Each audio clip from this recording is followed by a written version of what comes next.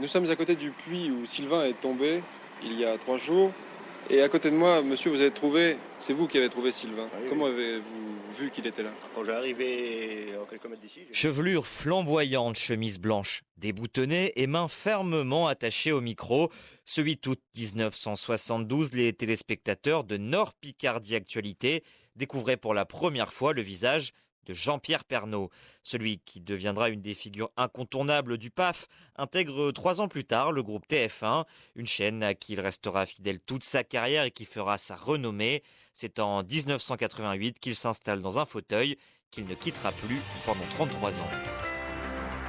Mesdames et messieurs, bonjour. Premier événement de cette matinée, le grave incident qui s'est produit en Nouvelle-Calédonie tout à l'heure. Pendant 3 décennies, JPP présentera le rendez-vous de la mi-journée de la première chaîne, un journal qu'il va revisiter sauce terroir. Taxé d'une image de réactionnaire provincial, Jean-Pierre Pernaut va jouer de ses stigmates pour faire du 13h une vitrine de la France des territoires, une vision qu'il développait sur Europe 1.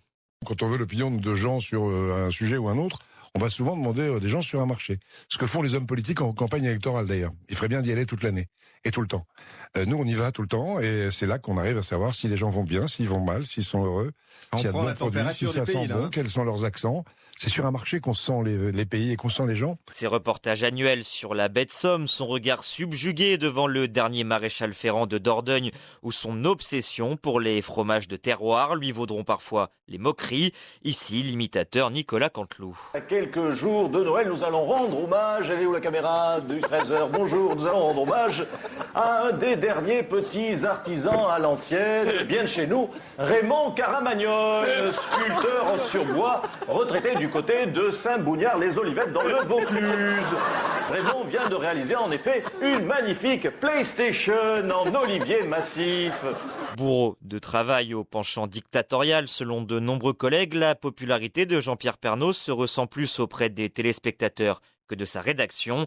En 2020, il remerciait ses fidèles qui l'avaient porté à la 3e place des personnalités préférées des Français. Pendant le confinement, vous vous en souvenez, vous avez plébiscité mon 13h à la maison. Vous avez même sacré, entre guillemets, personnalité télé préférée des Français. Les audiences du journal sont toujours aussi formidables. C'est un rendez-vous unique qu'on a tous les jours depuis 33 ans. 33 ans, rendez-vous compte.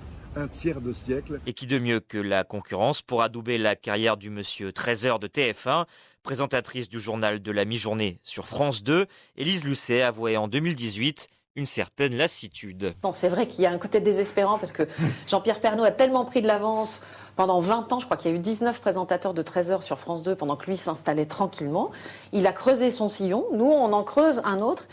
Atteint d'un cancer du poumon, Jean-Pierre Pernaut s'était éloigné des écrans en décembre 2020. Une bataille qu'il aura donc finalement perdue pour la clôture d'une édition qui s'est étendue sur 2 millénaires.